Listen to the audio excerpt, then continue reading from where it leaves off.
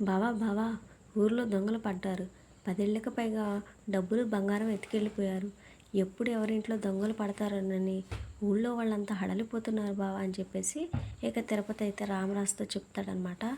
వామ్మో, దొంగలు పడ్డారా అని చెప్పేసి ఇక వేదవతి శ్రీవల్లిలు అయితే అంటారనమాట. ఏంటి, దొంగలు పడ్డారా? ఇంట్లో 10 లక్షల పైగా క్యాష్ ఉంది, తీసుకెళ్ళి బ్యాంకులో కట్టేయి అని చెప్పేసి రామరాజు అయితే అంటాడు.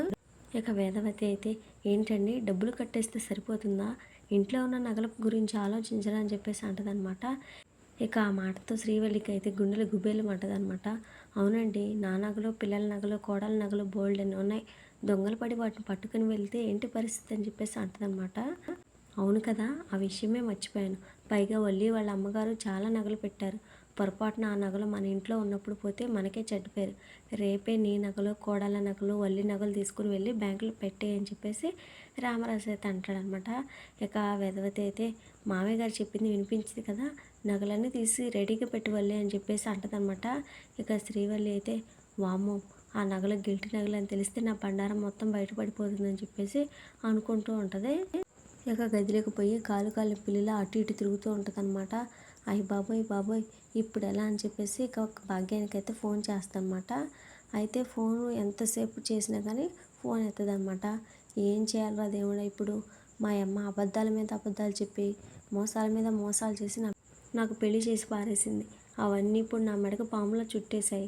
ఈ నగల లాకర్లో పెడితే అడ్డంగా దొరికిపోతానని చెప్పేసి తల పట్టుకుంటుందన్నమాట. ఇంతలో చందు అయితే అక్కడికైతే వచ్చి అక్కడున్న నగలను అయితే చూస్తాడు. ఏంటి ఇవన్నీ బయట పెట్టావు అని చెప్పేసి అడుగుతాడనమాట. ఏం లేదు బావా, ఊరికి ఒకసారి చూసుకుందాం అని చెప్పేసి పెట్టాను అని చెప్పేసి అంటదనమాట.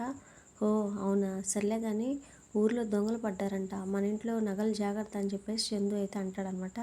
ఇక శ్రీవల్లి అయితే, ఆ దొంగ వెధవలు ఈ ఇంట్లో పడి వీటిని ఎత్తుకుపోతే ప్రశాంతంగా ఉండేదాన్ని అని చెప్పేసి అనుకుంటూ ఉంటుంది. సర్లే కానీ మీ అమ్మను 10 లక్షలు అడగమని చెప్పాను కదా, ఏమైంది, ఎప్పుడు ఇస్తుందంట అని చెప్పేసి ఇక చందు అయితే అడుగుతాడనమాట. ఫోన్ చేశాను బావా, కలవగానే అడుగుతానని చెప్పేసి శ్రీవల్లి అయితే చెప్తుంది. మీ అమ్మ ఎప్పుడు ఇస్తుందో ఏమో కానీ ఆ సేటు ఎప్పుడు మా ఆఫీస్కి వచ్చి డబ్బులు అడుగుతాడని భయంగా ఉంది. రేపటి వరకు చూస్తాను. మీ అమ్మ వాళ్ళు డబ్బులు ఇచ్చారా? సరే సరే, లేదంటే నేను పొద్దున్నే మీ ఇంటికి డబ్బుల కోసం వెళ్తానని చెప్పేసి ఇక చందు అయితే అంటాడనమాట. ఇక శ్రీవల్లికి అయితే ఒకవైపు నగల టెన్షన్, ఇంకోవైపు ఏమో 10 లక్షల టెన్షన్. ముందు చూస్తే నుయ్యి, వెనక చూస్తే గొయ్యి అన్నట్టుగా టెన్షన్తో చచ్చిపోయేలా ఉన్నాను దేవుడా, ఈ ప్రమాదం నుంచి నన్ను ఎలా గట్టెక్కాలి అని చెప్పేసి ఏడుస్తూ ఉంటుందన్నమాట. ఇది ఫ్రెండ్స్, మరి వాళ్ళ వీడియో నచ్చితే తప్పకుండా లైక్ చేయండి. మరిన్ని వీడియోస్ కోసం మన ఛానల్ని సబ్స్క్రైబ్ చేసుకోండి. Thank you friends.